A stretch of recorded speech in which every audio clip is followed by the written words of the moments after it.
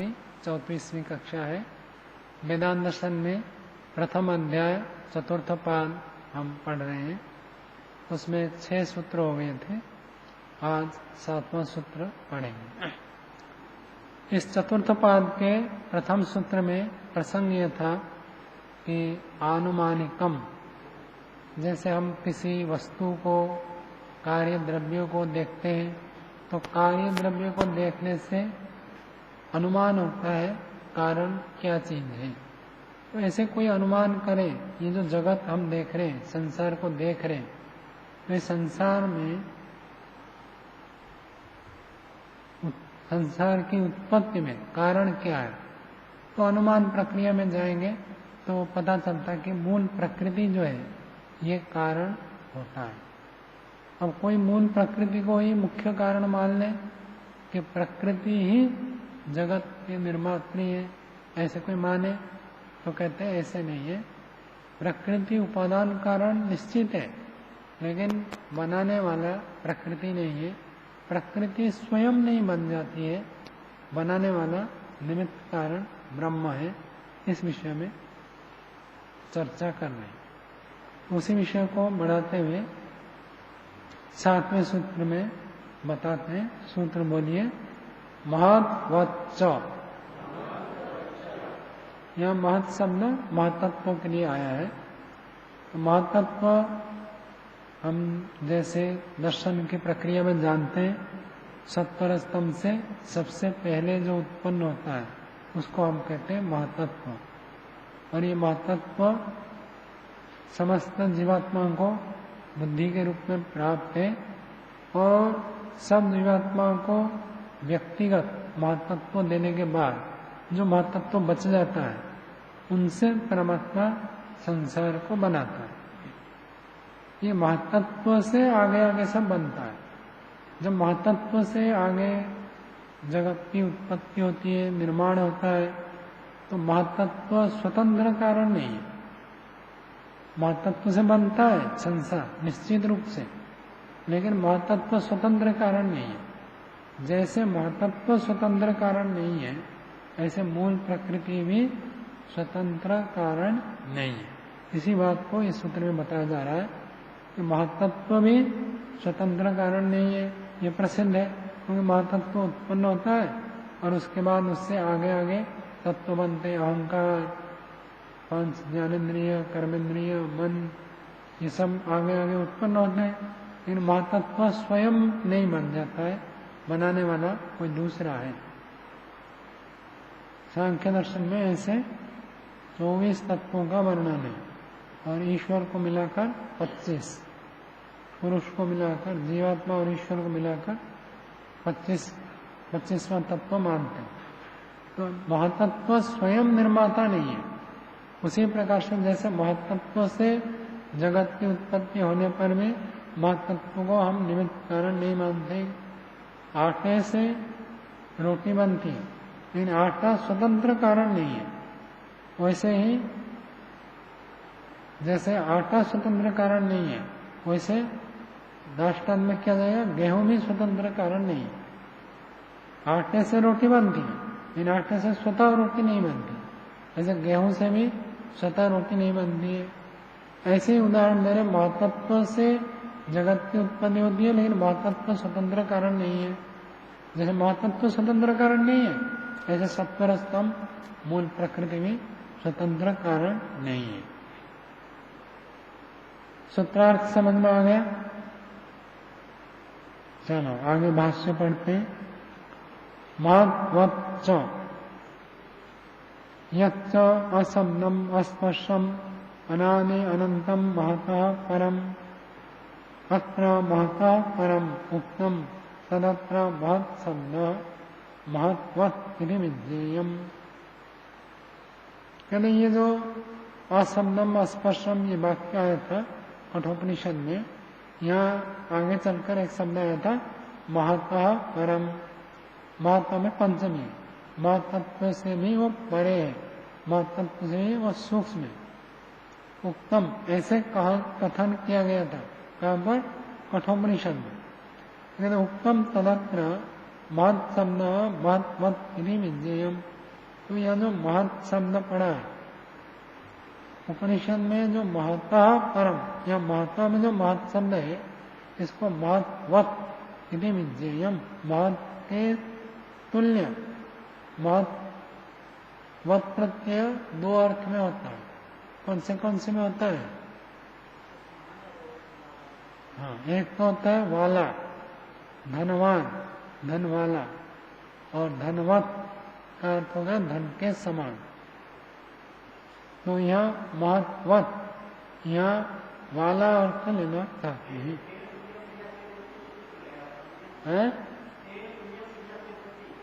हाँ, मति में वह तुल्य अर्थ होता है, और जब मतुप को वत हो जाता है तो वहाँ वाला अर्थ होता है। मतुप को वत हो जाता है ना, तो वहाँ भी ऐसे। तो महत शब्द महत्वत इति विज्ञेयम, तत्र महतः परम इति अत्र महत्वतः परम, महत् परिमाणवतः व्योमनः परम इति ज्ञातव्यम। तो महतः परम का अर्थ हो गया महत्वतः परम। उसी को आगे खोल रहे, महत् परिमाणवतः व्योमनः परम इति ज्ञातव्यम। महत् परिमाण वाला जो आकाश है उसी को यहाँ कहना चाहिए। महत्वत का अर्थ में बड़ा परिमाण वाला। बड़ा परिमाण वाला क्या है उसको ये बताना चाहते हैं कि जो आकाश होता है वो सबसे बड़ा परिमाण है। धरती वही बहुत विस्तृत है, इसका नाम पृथ्वी इसलिए है कि ये पृथ्वी विस्तार है, और पृथ्वी से भी व्यापक स्थान है जल का, जल से भी और अग्नि का, अग्नि से वायु का, वायु से आकाश का स्थान जो है व्यापक है।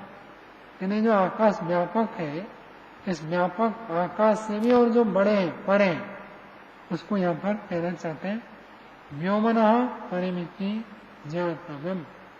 व्योमन आकाश से भी परिमाण से जो बड़ा है इसको यहाँ बताना चाहते हैं। कहाँ पर? जहाँ कठोपनिषद में महतः परम शब्द आया, देखना तो पृष्ठ 86 में दूसरी पंक्ति देखो, महतः परम ध्रुवम निचाय लिखा है। तो ये महतः परम का अर्थ महत परिमाण वाला जो आकाश, आकाश सबसे बड़ा परिमाण वाला है, उससे भी ये बड़ा है, उससे भी ये परे है, ऐसे ज्ञातव्यम जानना चाहिए। तथा च वेदे व्योमनः परः परमात्मा निर्दिष्ट। आकाश से भी वो परे है परमात्मा, ऐसे निर्दिष्ट है, कथित है, कहा गया है। परमात्मा जो है कैसा है? आकाश से भी बड़ा है। कहा बताया? उदाहरण दे रहे, नमस्य पारे रजसो व्योमनः। परमात्मा जो है इस आकाश से भी और बड़ा है और व्यापक है। ये एक व्याख्या हो गई। महत्मत का अर्थ यहाँ क्या क्या? महत माला, बड़ा परिमाण माला। ये माला अर्थ में एक व्याख्या होगी। अब दूसरी व्याख्या कर रहे हैं, देखो, अपरो व्याख्या मार्ग महन्वच्च महत्वत यदि अत्र वत् प्रत्यय सादृश्य विज्ञेयः। यह सादृश्य अर्थ में है। महत्मत का अर्थ है महत् के समान, जैसे महत्त्व ऐसे प्रकृति। चकारश्च न इति अनुकर्षणार्थ। चकार सूत्र में बड़ा महत्वच्च, तो च कहने से यह न को लाना चाहते हैं। कहाँ से न आएगा? 5वें सूत्र में पढ़ा है मदति इति चेत न, तो वहां न प्रकृति को ज्ञेय नहीं बताया गया था, तो वहां से न को ये सूत्र में भी लाएगा। अनुकर्षण का अर्थ पीछे के सूत्र में बताई गई बातों को आगे के सूत्र में लाकर जोड़ना। तो महत्वत न का अर्थ प्रकृति के साथ जुड़ेगा। प्रकृति प्रकरण में चल रहा है, देखिए, तदा सूत्र से अयम अर्थ जाता यत, तब सूत्र का यह अर्थ हो जाएगा कि अव्यक्तम प्रधानम न जगत जन्माने स्वतंत्रम कारणम मोक्षर्थम व ज्ञेयम। अव्यक्त मूल प्रकृति को अव्यक्त कहते हैं, उसको प्रधान भी कहते हैं। जब जगत को धारण करती है तब प्रधान है। न जगत जन्मादि स्वतंत्रम कारणम, जगत की उत्पत्ति में मूल प्रकृति स्वतंत्र कारण नहीं है। मोक्षार्थम व ज्ञेयम, अथवा मोक्ष के लिए अंतिम ज्ञेय मूल प्रकृति नहीं है। प्रकृति जगत का स्वतंत्र कारण नहीं है ये कहिए, अथवा मोक्ष प्राप्ति के लिए प्रकृति जो है अंतिम ज्ञेय पदार्थ नहीं है। कैसे पता चलता है? कथम? महत्व यथा ही महतत्वम जगत जन्माने न स्वतंत्रम कारणम किंतु गौणम अस्ति। जगत की उत्पत्ति में महतत्व स्वतंत्र कारण नहीं है। सांख्य और योग की प्रक्रिया जो जानते हैं वो स्पष्ट समझते हैं कि महतत्व प्रथम कणी है। 70 स्तंभ से जब उत्पत्ति होती है पहले सबसे पहले महतत्व उत्पन्न होता है, उसको कहते हैं लिंग मात्र। उसमें एक लिंग लक्षण प्रकट हो जाता है, तो इसलिए वो जो लिंग मात्र महतत्व है वो जगत की उत्पत्ति में कारण तो है लेकिन स्वतंत्र कारण नहीं है, गौण रूप में कारण है। सीधा सीधा कारण स्वयं कारण नहीं है, गौण कारण है। तथा च न तद्येयम इष्यते मोक्षार्थम, और मोक्ष के लिए उस महतत्व को अंतिम ज्ञेय नहीं मानते हैं। महतत्व को जान लिया तो मोक्ष हो जाएगा ऐसे नहीं है। बुद्धि को जानने की आवश्यकता है, लेकिन बुद्धि तत्व का साक्षात्कार हो गया तो मुक्ति हो जाएगी ऐसे नहीं। बुद्धि तत्व का साक्षात्कार कौन सी समाधि में होती है? संप्रज्ञात में कौन से में?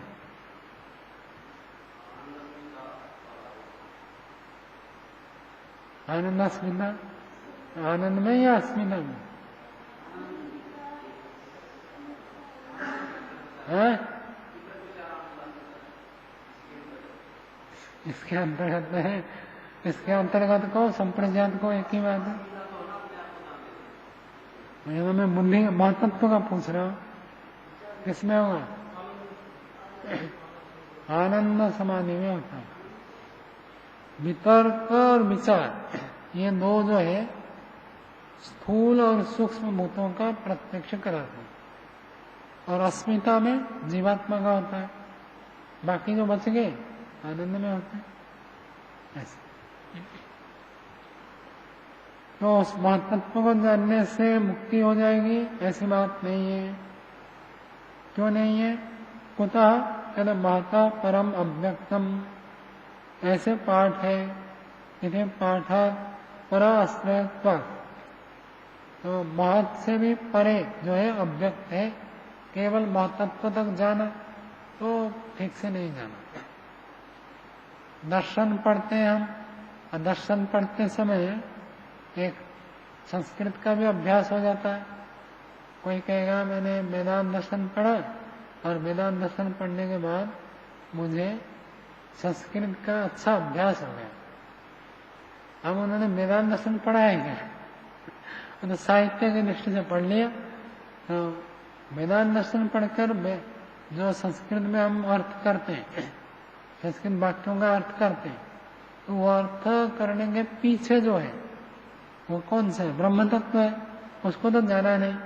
वो कहा भाई संस्कृत का अच्छा अभ्यास हो गया, तो वो वास्तविक को नहीं पहुंचा। ऐसे कहते हैं बात से भी जो परे है वो तो अव्यक्त है, तो जब अव्यक्त और परे है तो ये तो महतत्व तक नहीं पहुंचा, तो इसलिए वो अंतिम चीज को प्राप्त नहीं किया।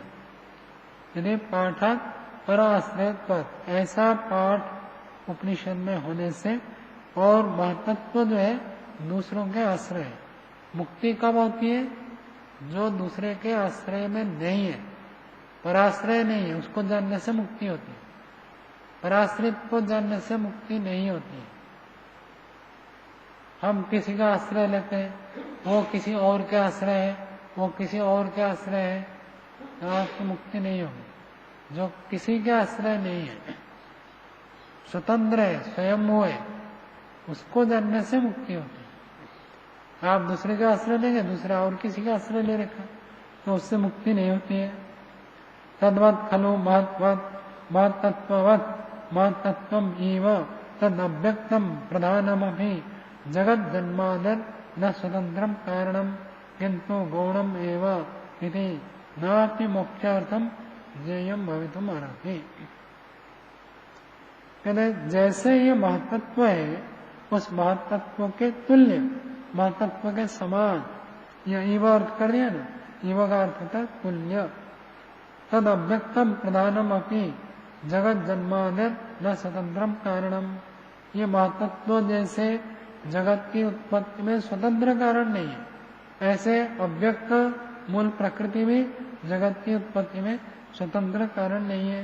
किंतु गौणमेव यदि, वो गौण कारण तो है, गौण कारण मतलब उपादान कारण तो है। न अपनी मोक्षार्थम ज्ञेयम भवितुम अर्हति, और मोक्ष के लिए भी वो अंतिम ज्ञेय पदार्थ नहीं है। प्रकृति में प्रकृति का ज्ञान हो गया तो मुक्ति हो जाएगी, ऐसी बात नहीं है। एक दर्शन में ऐसे सूत्र आया है, प्रकृति में लीन होने पर कृतकृत्यता नहीं होती है। कहाँ पर आई है? प्रकृति में लीन हो जाने पर कृतकृत्यता नहीं होती है। सांख्य दर्शन में बकायदा सूत्र है, न प्रकृति लीनस्य कृतकृत्यता जल मग्न उत्थानवत। जैसे कोई व्यक्ति जल में डूबा रहता है तो कितनी देर डूबा रह सकता है? थोड़ी देर में ही डूबा रह सकता है, उसके बाद फिर जल से बाहर आना पड़ता है। ऐसे प्रकृति में कोई डुबकी लगाए तो उसकी मुक्ति नहीं होगी, तो फिर उसको आना पड़ेगा, जगत में फिर जन्म आदि लेना पड़ेगा। तो प्रकृति को जानने में बहुत कठिनाई है, सूक्ष्म तत्व है, लेकिन इतने मात्र से कृतकृत्यता नहीं होती, मुक्ति नहीं होती। उसी बात को बार बार बता रहे, मोक्षार्थम ज्ञेयम भवितुम अर्हति, मोक्ष के लिए यह प्रकृति अंतिम ज्ञेय नहीं है। यथा ही महता परम अव्यक्तम निर्दिष्टम, जैसे महत से परे अव्यक्त को कहा गया, तथा अव्यक्तात् पुरुषः परः यदि उक्तत्वा, जैसे महत से परे अव्यक्त को कहा, ऐसे अव्यक्त से परे जो है पुरुष है। अव्यक्तात् पुरुषः परः, पर शब्द का क्या अर्थ हो जाएगा अभिषेक जी?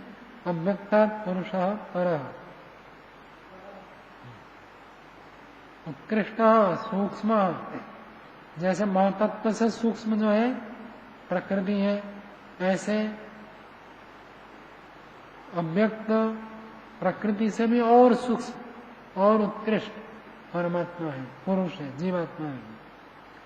अव्यक्तस्य पुरुष परत्वात् महतत्ववत् पराश्रयत्वात्, अव्यक्त जो है वो पुरुष परत्वात् है, पुरुष के आश्रय पर रहता है। जैसे महतत्व किसके आश्रय में रहता है? चंद्रदेव जी, महतत्व किसके आश्रय में रहता है?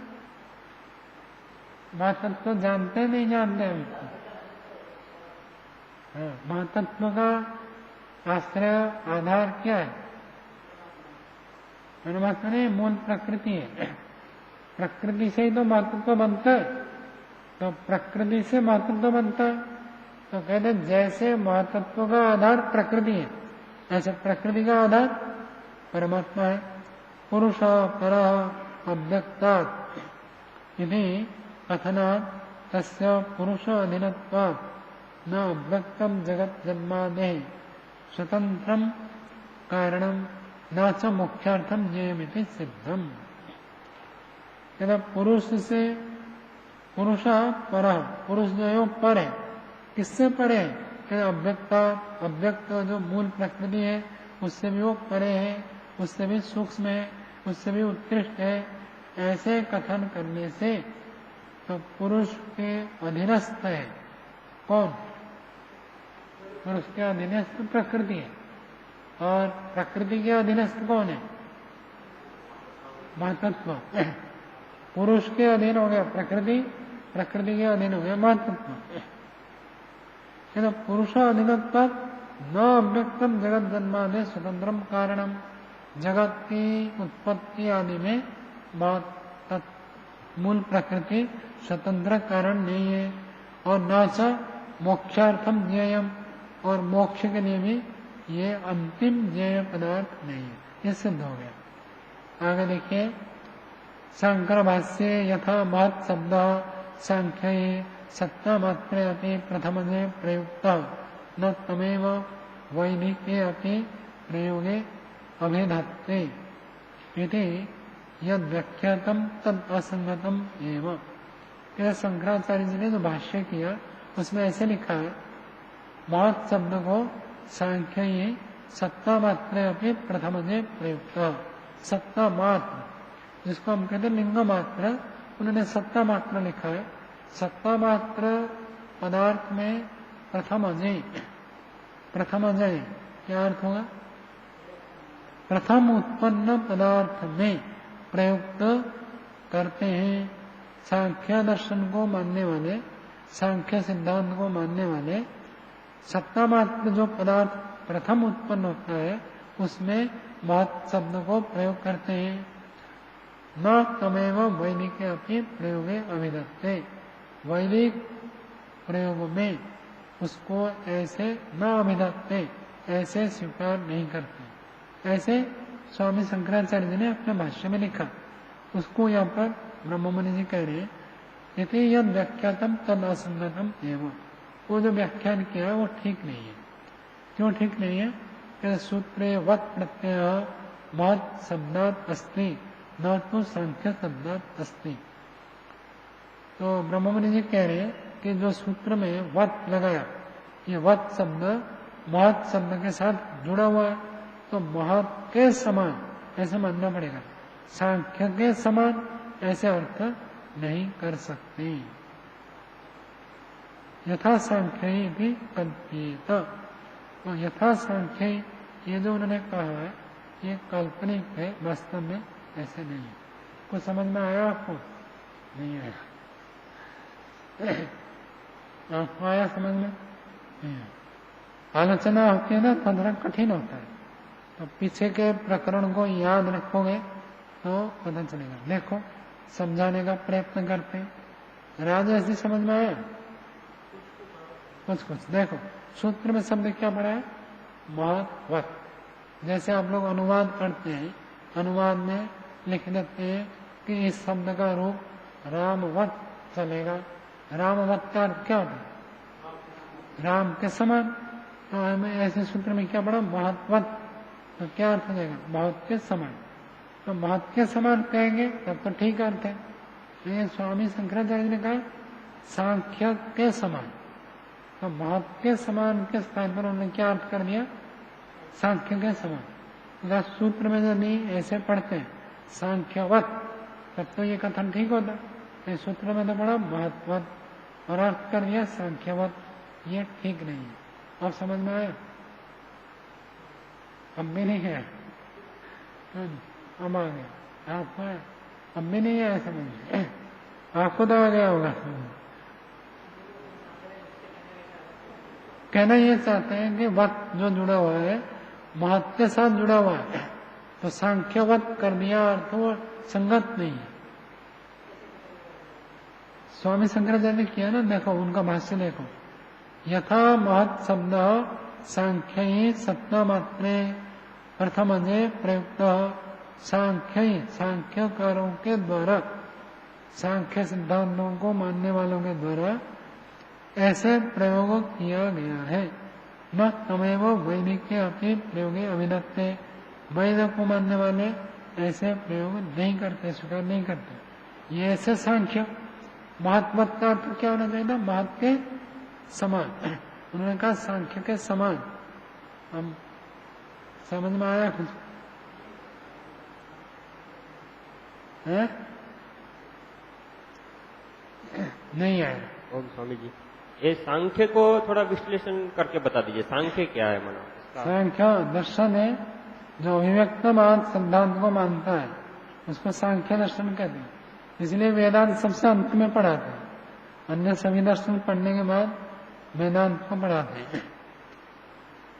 महर्षि कपिल जी ने सांख्य सिद्धांत का प्रचार किया, जहां पर प्रकृति और पुरुष को पृथक पृथक जानना, विवेक को मुक्ति का साधन माना गया है, और उसी की ही चर्चा पूरे सांख्य में है। तो सांख्य दर्शन में सब प्रक्रिया बताया, महातत्व कैसे उत्पन्न होता है, अहंकार कैसे उत्पन्न होता है, ये सब उत्पत्ति प्रक्रिया वहां बताया।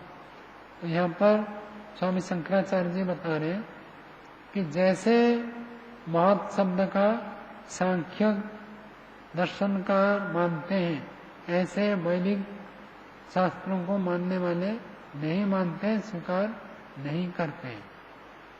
वत् शब्द को सांख्य के साथ जोड़ दिया। तो समझ में आया विद्याव्रत जी? है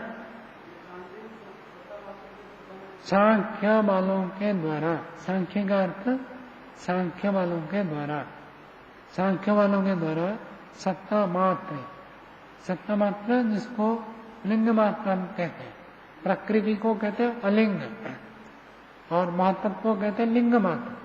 तो लिंग मात्र को यहाँ सत्ता मात्र कहते हैं। तो सत्ता मात्र में प्रथम अजय, उसी को ही खोला। प्रथम जो उत्पन्न होता है, सबसे पहले प्रकृति से जो उत्पन्न होता है वो है महतत्व। तो उसमें प्रयोग किया जाता है, प्रयोग किया गया है। यहां तक आया। सांख्य दर्शनकार के द्वारा सत्ता मात्र प्रथम उत्पन्न महतत्व के लिए महत् शब्द को प्रयोग किया गया है।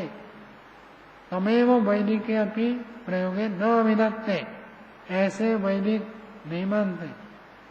जैसे आपको पहले बताया था कि श्रुति को वैदिक मानते हैं, वेद है, ब्राह्मण है, उपनिषद है, इनको श्रुति मानते हैं, और श्रुति को वैदिक भी कहते हैं, वेद से संबंधित वैदिक। और जो दर्शन है और व्याकरण ग्रंथ है, स्मृति ग्रंथ है, मनुस्मृति आदि, इनको वैदिक नहीं कहते, इनको स्मृति ग्रंथ कहते हैं, स्मार्त ग्रंथ कहते हैं।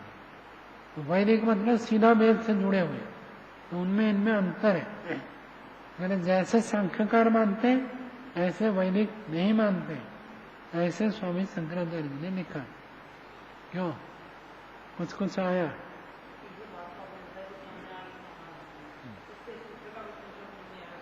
सूत्र में वत पड़ा ना, वत महत्वत।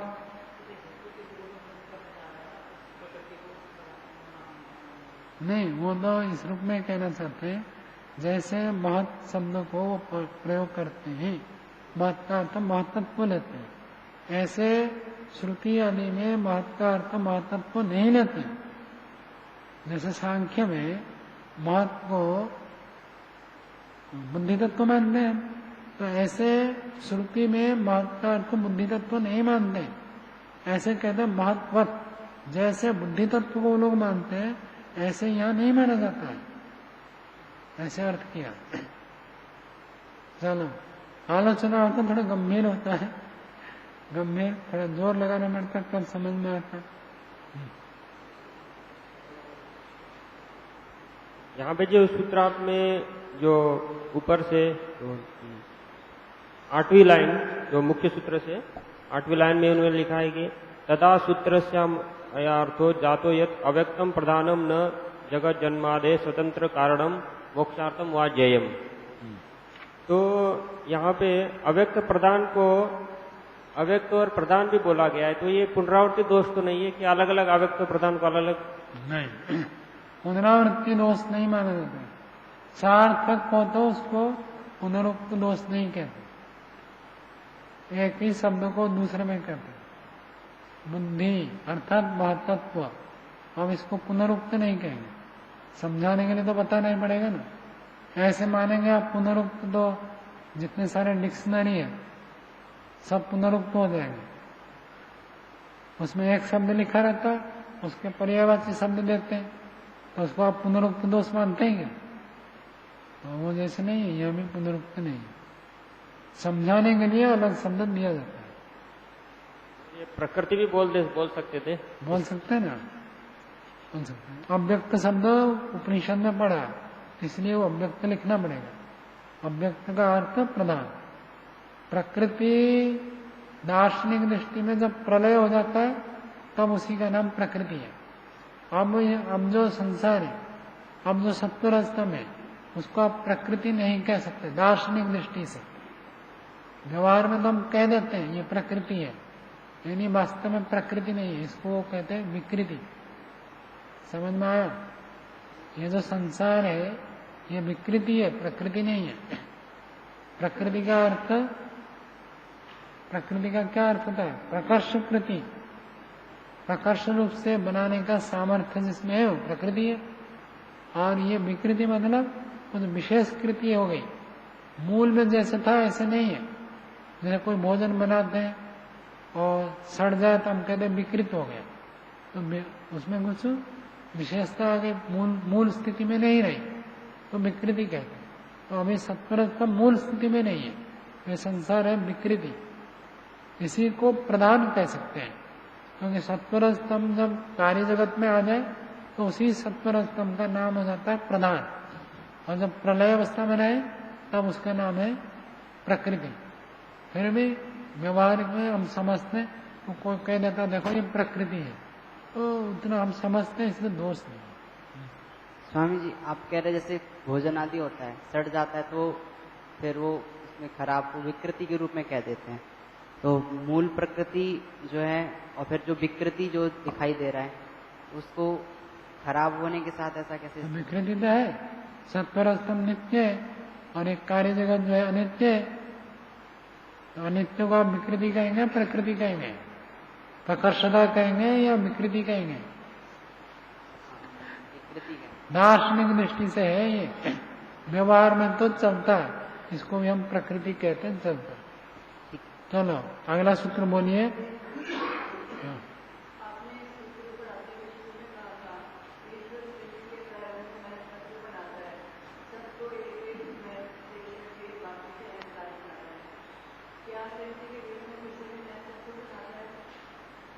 शास्त्र में ऐसा वर्णन नहीं है, पर बनाकर रख देगा फ्रिज में।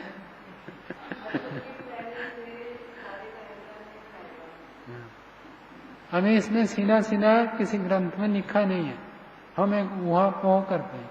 दोनों हो सकता है, सत्वर स्तंभ रखा हुआ है उस समय बनाकर दे देगा, और एक है पहले से बनाकर दे देते हैं।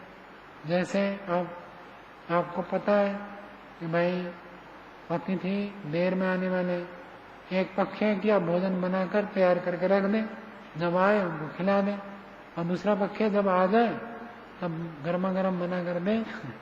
दोनों ही हो सकता है, सीधा सीधा कहीं शास्त्र में नहीं लिखा है, लेकिन निर्माण की प्रक्रिया सृष्टि के आरंभ में करता है। इसलिए व्यक्तिगत मेरा झुकाव उस पक्ष में है, वो सृष्टि के आरंभ में सब बना देता है, रातें दे देता है। दूसरा पक्ष इसमें यह देते हैं कि जिस दिन मुक्ति में जाएगा उसी दिन उसका महत्व तो टूटता है, उस दिन बनना चाहिए, जिस दिन आएगा उस दिन बनना चाहिए। लेकिन इसमें कोई अंतर नहीं है, क्योंकि प्रलय में भी और जीवात्माएं हैं तो उनके लिए भी बनाता है। तो जिस दिन महत्व तो बनाएगा उसी दिन मनुष्य तो जीवात्मा को नहीं देता है, वो तो बनाकर कई दिन तक रखेगा ना, जब फिर जीवात्माओं की प्रक्रिया प्रारंभ होगी तब देता है एक एक करके। इसलिए दोनों पक्ष हो सकते हैं।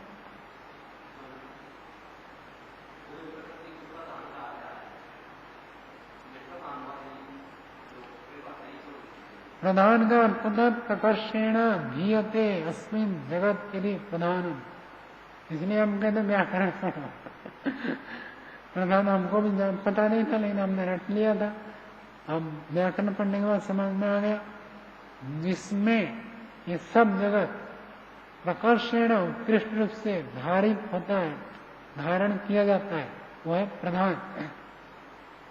किसी संस्था में हम कहते हैं ना भाई हमारे संस्था के ये प्रधान जी है, प्रधान मतलब वो प्रकर्ष रूप से धारण करते हैं, सारे जिम्मेदारी उनके सिर पर है। तो ये संसार के सारी जिम्मेदारी सत्वर स्तंभ के ऊपर है, आप क्रोध करते हैं तो भी सत्वर स्तंभ के कारण होता है, अब दया करते हैं तो भी सत्वर स्तंभ के कारण होता है। सत्वगुण प्रखर हो जाए तो दया, उदार, प्रेम उत्पन्न होता है, और रजोगुण उभर जाए तो सब चंचलता, तीव्रता, वेग।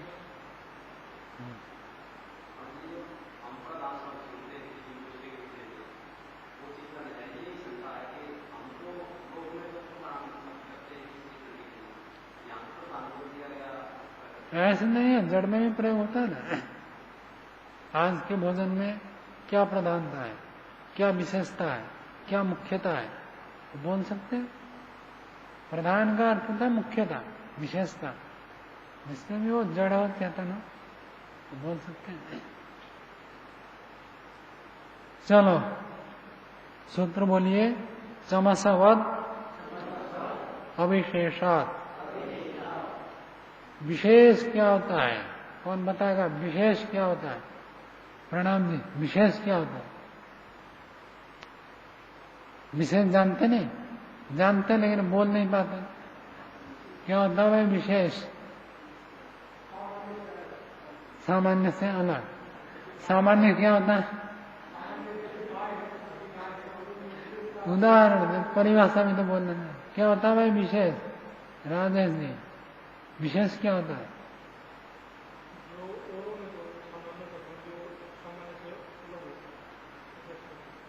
सामान्य से अलग होता है। ये आपकी जो परिभाषा है, ये कौन सी परिभाषा है? दूसरे को बताकर बताना, कौन सा होता है? तटस्थ लक्षण। विशेष क्या होता है?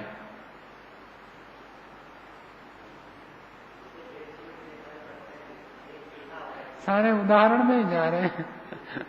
उदाहरण में मैं बता देता हूँ, परिभाषा बताओ भाई। हाँ, तो क्या होता है विशेष? बताओ। विशेष का अर्थ होता है भिन्न। विशेष व्यावर्तको भवति।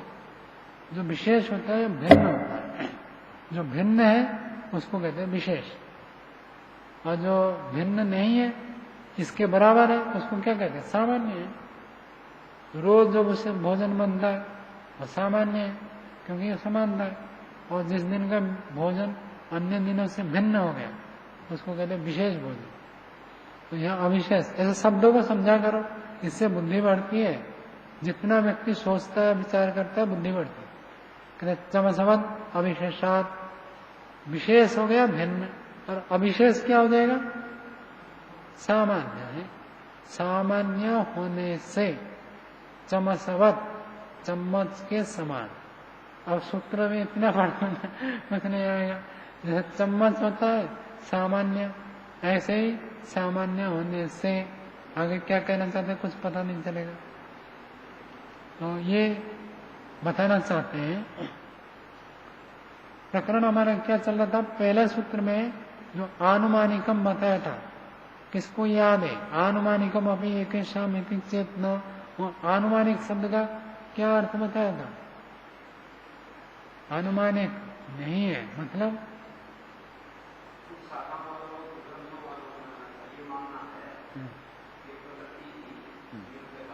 हाँ, प्रकृति ही अनुमान में जाना जाता है कि जगत का कारण है, प्रकृति है। ऐसे यदि कोई मानता है तो ये प्रकरण चल रहा है, उसको यहाँ पर बता रहे हैं। अविशेषात, सामान्य बातों को ही बताया जाता है। प्रकृति कारण तो है, इन्हों सामान्य कारण है, निमित्त कारण नहीं है। चमसवत, जैसे चम्मच है वो सामान्य है, विशेष नहीं है। क्या सामान्य विशेष भाष्य में पढ़ेंगे। चम्मच का अर्थ, जहाँ शास्त्र में चम्मच शब्द आता है ना, तो आप लोग जो दाल सब्जी खाते हैं वो चम्मच को चम्मच नहीं कहते। कौन से को चम्मच कहते हैं? जिससे आहुति देते हैं, ऐसे होता है ना, उसको चम्मच कहते हैं। लेकिन शास्त्र में एक उल्टा चम्मच भी बताया, हम पढ़ेंगे। उल्टा चम्मच के बारे में ये बताएंगे। देखो भाष्य पढ़ते हैं। चमसवद अविशेषात यत्र क्वचित अध्यात्म ग्रंथे प्रकृति जगत जन्माने कारणम कर्तृत्वेन अवभाषते। कहते हैं कहीं पर आध्यात्मिक ग्रंथ में, उपनिषद आदि शास्त्र में प्रकृति को जगत की उत्पत्ति स्थिति प्रलय में कारण बताया और कर्तृत्वेन आभासते, कर्ता के रूप में उसमें भाषित होता है। जैसे लगता है वास्तव में प्रकृति कर्ता है। कहां पर वो वचन दे रहे, अजाम एकाम लोहित शुक्ल कृष्णाम बहुवे प्रजा सृजमानम स्वरूपा। अजाम एकाम, अजाम एकाम, देखो व्याकरण की दृष्टि से समझेंगे तो ये समझ में आएगा। यहाँ नित्य अभिव्यक्ति रखा है, अजाम एकाम, क्या अर्थ हो जाएगा? अजाम एकाम, अजा नहीं जानते है, अजा न जायते थी, अजा स्त्रीलिंग में अजा, जो कभी पैदा नहीं होता है वो है अजा। परमात्मा का एक नाम है अजन्मा। तो यहाँ प्रकृति के लिए आ रहा है अजाम एकाम, क्या अर्थ हो जाएगा अभिषेक जी? जन्म न लेने वाली प्रकृति को, ऐसे बोलने का अभ्यास करो। अजाम एकाम, जो प्रकृति कभी जन्म नहीं लेती, अर्थात प्रकृति भी नित्य है, तो नित्य प्रकृति को, और प्रकृति कैसा है? कहते लोहित शुक्ल कृष्ण, लाल सफेद काले रंग वाली को। किसका विशेषण चल रहा है? प्रकृति का। तो कहते ऐसे प्रकृति को बहु प्रजा, बहुत प्रजा वाली को, सृजमाना स्वरूपा, सृजमाना क्या अर्थ है? कौन बताएंगे? सृजमाना स्वरूपा, सृजमाना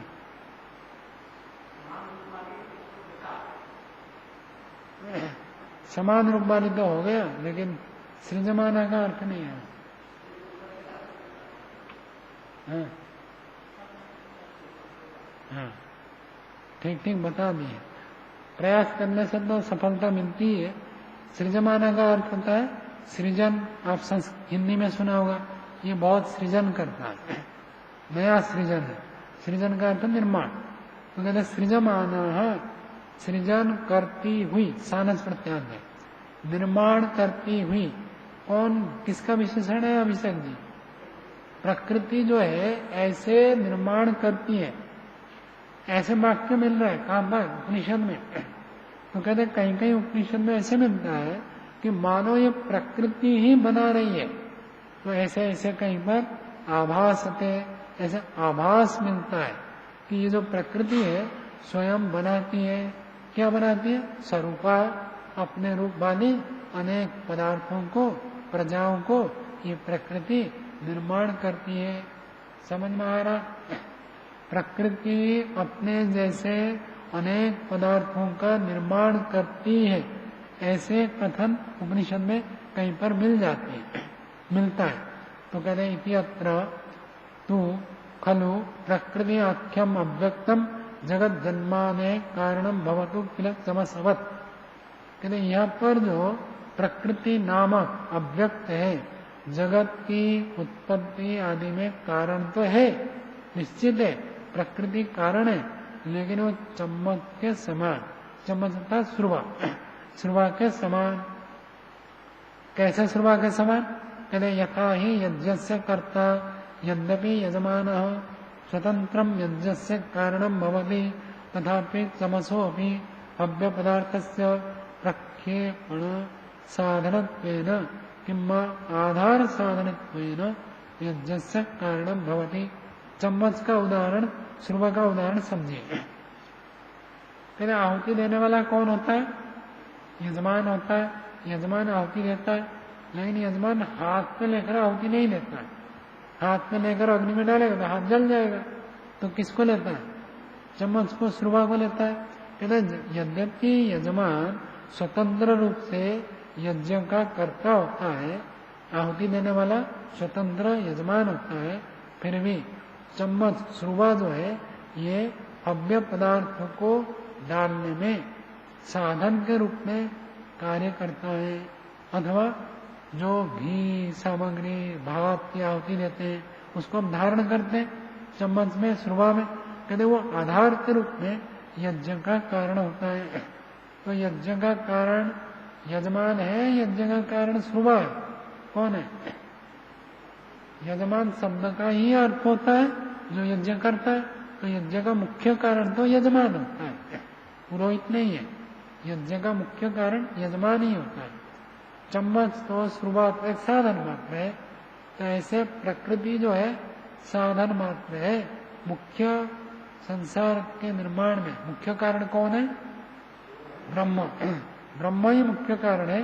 प्रकृति तो चम्मच के समान साधन है। जैसे चम्मच के बिना हम दे नहीं सकते, ऐसे प्रकृति के बिना परमात्मा बना नहीं सकता। रॉ मटेरियल मूल उपादान कारण तो प्रकृति है, इतना तो कारण ठीक है, लेकिन स्वतंत्र कारण नहीं है। आगे देखिए, परंतु तत्परतंत्रम एवं कारणम तद्वत अविशेषात, किंतु वो जो श्रुवा है वो परतंत्र है। श्रुवा अपने आप आहुति देने में समर्थ नहीं है, यजमान स्वतंत्र करता है। यजमान जितनी आहुति देना चाहे उतने आहुति लेकर देता है। तो मुख्य कारण तो यजमान हुआ, वो तो परतंत्र है। जैसे चम्मच श्रुवा परतंत्र होकर यज्ञ में कारण है, साधन है, तद्वत अविशेषात, वैसे ही समानता होने से कारणत्व सामान्य धर्मात् अव्यक्तम प्रकृत्याख्यम अपि भवतु परतंत्रम जगत जन्मादे कारणम। ऐसे ही कारण की प्रक्रिया जब हम विचार करेंगे, सामान्य कारण है प्रकृति। सामान्य कारण मतलब विशेष कारण नहीं है। विशेष कारण कौन है? ब्रह्म। ब्रह्म जो है वो विशेष कारण है और प्रकृति जो है सामान्य कारण है। क्यों? क्योंकि प्रकृति परतंत्र है और ब्रह्म जो है स्वतंत्र है, इसलिए सामान्य कारण है। प्रकृत्याख्यम भवतु परतंत्रम जगत जन्मादे कारणम। परतंत्र है प्रकृति और वो जगत की उत्पत्ति में कारण है, न तो स्वतंत्र मोक्षार्थम व ज्ञेयम। और स्वतंत्र कारण नहीं है और मोक्ष के लिए अंतिम ज्ञेय भी नहीं है। समझ में आ गया विद्याव्रत जी? चलो आगे देखो, ये एक व्याख्या पूरी होगी। अतः अन्य व्याख्या मार्ग, दूसरे प्रकार की व्याख्या इसमें करते हैं। अजाम एकाम लोहित शुक्ल कृष्णाम बाह्य प्रजा सृजमानाम स्वरूप अत्र लोहित शुक्ल कृष्ण अजा प्रसव धर्मिणी प्रतिपद्यते स अत्र अविशेषात् सामान्य धर्म प्रकृति अभिलक्ष्यते। यहाँ पर जो लोहित शुक्ल कृष्णा, लाल सफेद काला, और अजा, अजा का अर्थ बताया था जो पैदा नहीं होती है, मूल प्रकृति कभी उत्पन्न नहीं होती। प्रसव धर्मिणी, उत्पन्न करने का धर्म वाली है। आटे के अंदर रोटी बनाने की क्षमता है। आटे से रोटी बना सकते हैं, चावल से नहीं बना सकते, सब्जियों से रोटी नहीं बना सकते। रोटी बनने का क्षमता सामर्थ्य जो है आटे में है। कहते ऐसे ही ये जो लोहित शुक्ल कृष्ण अजा है, ये प्रसव धर्मिणी, उत्पन्न करने की सामर्थ्यता से युक्त है। स अत्र अविशेषात्, अविशेषात् को खोल दिया, सामान्य धर्म, एक सामान्य स्वभाव उसके अंदर है कि प्रकृति के अंदर ऐसी क्षमता है कि उससे बना सकते हैं, जगत की उत्पत्ति संभव है। तो इस रूप में अभिलक्ष्य है। आटे के अंदर क्षमता है। आटे से क्या क्या बन सकती है? आटे से हलवा है, रोटी है, परोठा है, पूड़ी है, बिस्कुट है, कई चीजें बनती है। तो कहते उसके अंदर एक क्षमता है। कहते ऐसे ही प्रकृति के अंदर एक क्षमता है कि इतनी सारी चीजें उससे बन सकती है। और वो कहते हैं अविशेषात, सामान्य धर्म से। सामान्य धर्म से क्या? सामान्य धर्म क्या है? लोहित शुक्ल कृष्णत्वम सत्वरस तमत्वेन, तीन रंग है, लाल, सफेद और काला, और तीन उसमें गुण है। तीन गुण क्या क्या है? सत्व रजतम। सत्व गुण का कौन सा रंग है? सफेद है, और रजोगुण का लाल, और तमोगुण का काला। तो बस इतनी सामान्यता के कारण से उसको उपनिषद में ऐसे बताया गया है।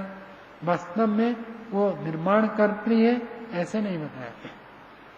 न ही सामान्य धर्म ही उपमीते पदार्थे सर्वे गुणाः तत्र तुल्यन्ते। सामान्य धर्म से उपलक्षित हो जाने पर सारे धर्म वहां पर तोले नहीं जाते हैं, तुलना नहीं की जाती है, सदृशता नहीं बताए जाते हैं। नाशपति कैसे होता है? तो किसी ने कहा भाई जैसे बब्बू गोसा है ऐसे नाशपति है। तो केवल एक धर्म के आधार पर वो बताया जाता है। सारे धर्म लेंगे तो नाशपति हो जाएगी, बब्बू गोसा तो बनेगा नहीं। तो उदाहरण में केवल एक देश की साधर्मिकता होती है, सारे धर्म उसमें तुलना नहीं की जाती। तस्या अजारूपायाः सृजमानत्वं गौणम परमात्मा अधीनत्वम एवं ग्राह्यम। को परम जो अजारूपायाः, अजा का जन्म न होना, ये बात तो है प्रकृति में कि प्रकृति पैदा नहीं होती है।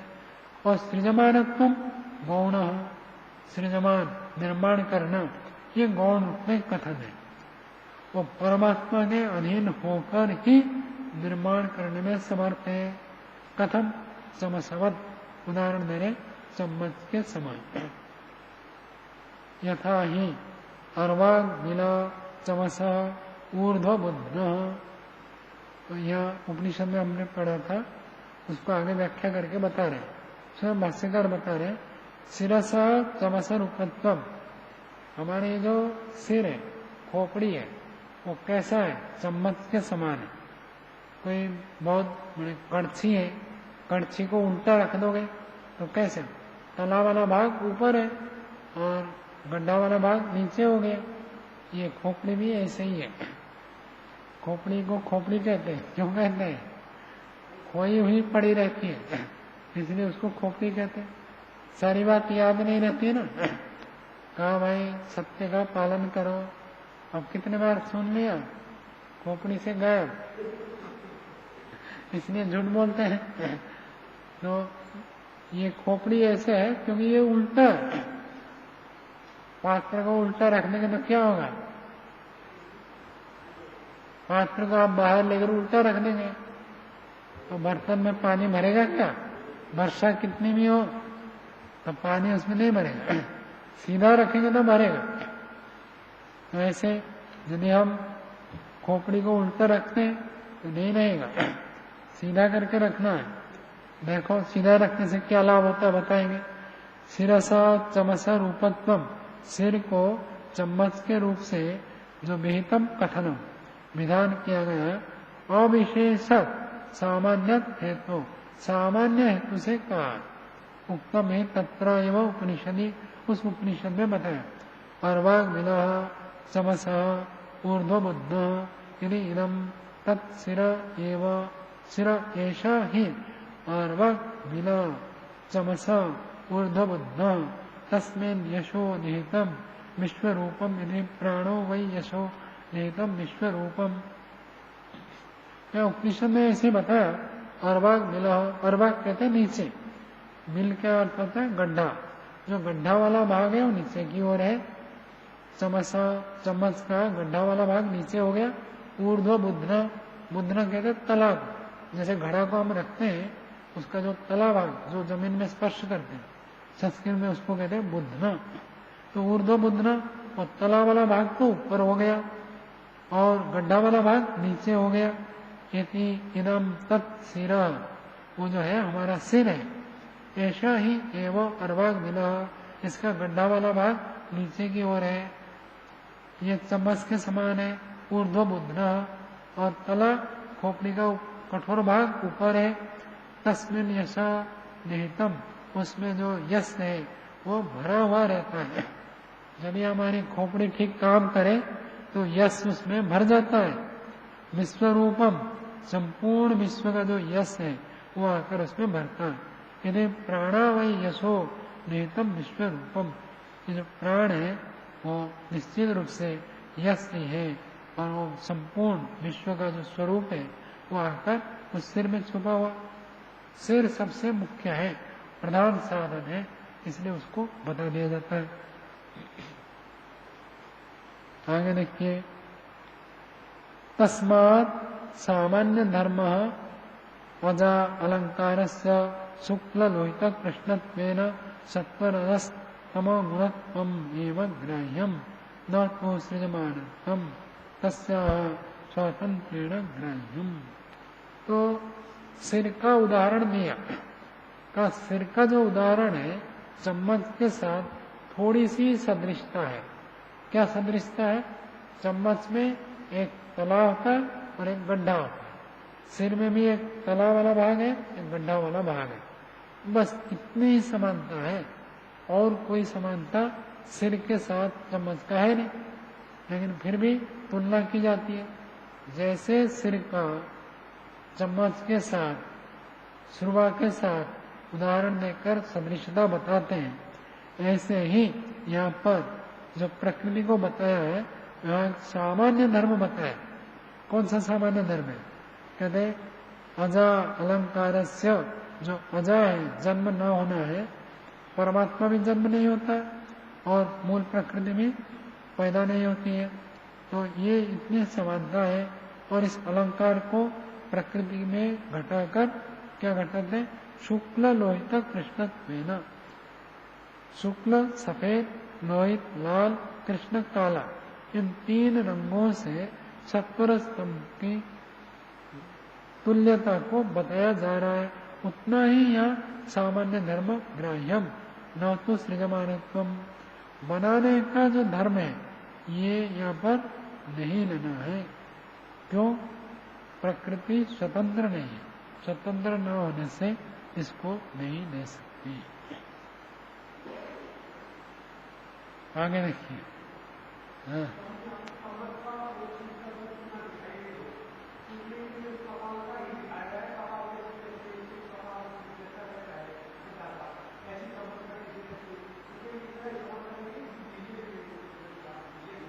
जैसे भी है ना, चम्मच में आप घी भर देते हैं और इसमें क्या भरा हुआ पता है आपको? दही जैसे एक लिक्विड पदार्थ है। कभी आपने किसी के अंत्येष्टि संस्कार में यानी फोड़ा होगा, बांस में फोड़ते ना बाद में, देखा होगा सफेद सफेद निकलता है दही जैसे। तो किसी को ऐसे गुस्सा आए तो कह देते ना, तेरे सिर में दही है गोबर है, तो गुस्से में ऐसे कह देते हैं। तो यहाँ दही जैसे एक तरल पदार्थ विद्यमान है। जैसे चम्मच में हम घी भरते हैं आहुति देने के लिए, ऐसे यह भी हमारा कुछ तरल पदार्थ है। वैज्ञानिक तो वैसे ही मानते हैं, उन पदार्थ में कुछ गड़बड़ हो जाए तो शरीर में संतुलन बिगड़ जाता है और रोग सब उसी के कारण से उत्पन्न होता है। तो ऐसी सदृशता भी उसके साथ है। मस्तिष्क पूरा इस खोपड़ी के अंदर सुरक्षित है। मस्तिष्क बहुत कोमल होता है और उसको सुरक्षित करने के लिए आवश्यक है। जैसे हव्य पदार्थ है, ये धारण करना है तो चम्मच चाहिए, ऐसे मस्तिष्क जैसे कोमल पदार्थ को धारण करने के लिए इस सिर की आवश्यकता है। ये समझते हैं। स्वामी जी यहाँ पे अजामेकम लोहित शुक्ल कृष्णा भवि प्रजा सृजमानम स्वरूपा, तो इससे ये बता रहे कि प्रकृति अपने जैसे पदार्थों को रचती है।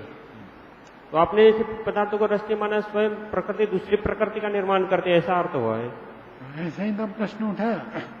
इसी प्रश्न के लिए इतनी चर्चा हुई कि प्रकृति अपने आप बनाती है क्या?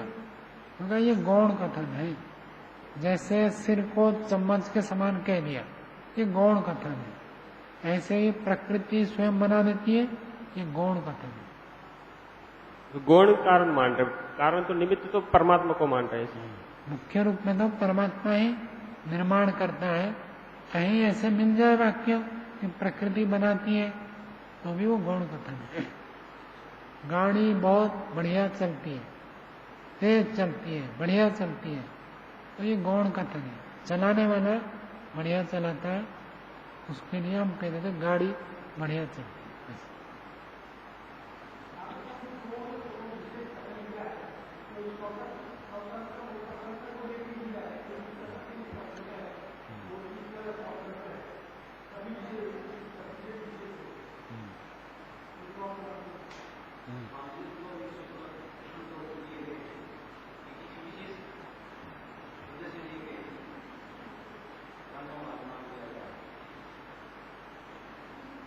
प्रश्न बोलो दोबारा, स्पष्ट नहीं हुआ, क्या पूछना चाहते हैं? हाँ, लोहित शुक्ल कृष्ण। हाँ हाँ हाँ हाँ हाँ, बिल्कुल विशेष है। सत्वगुण का धर्म है प्रकाश, तो प्रकाश सफेद रंग का होता है। हाँ, रजोगुण में क्रियाशीलता है, क्रियाशीलता का अग्नि के साथ संबंध है। अग्नि हमेशा क्रियाशील है, सक्रिय है, और अग्नि लाल है, रजोगुण को इसलिए लाल कहते हैं, हमेशा क्रियाशील रहते हैं। और अग्नि के बहुत सारे धर्म हैं। अग्नि जो भी गंदगी है उसको नष्ट कर देती है। रजोगुण में क्रियाशीलता, पुरुषार्थता आती है, हमारे दोष दुर्गुण से हम नष्ट करने में समर्थ हैं। और तमोगुण में स्थितिशीलता, मूर्खता, मूर्खता, वो काले रंग के समान होता है। अज्ञान का प्रतीक है काला रंग, ज्ञान का प्रतीक है श्वेत रंग, और पुरुषार्थ क्रियाशीलता लाल रंग।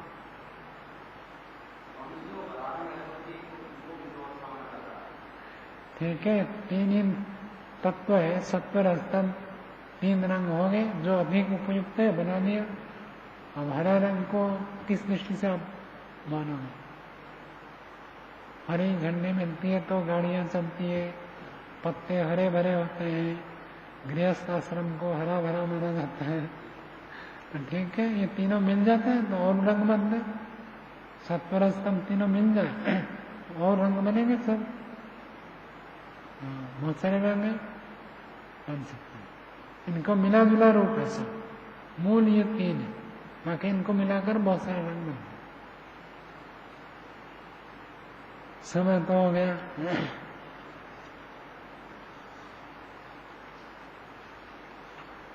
चलो यही रखते हैं, आगे कल करेंगे।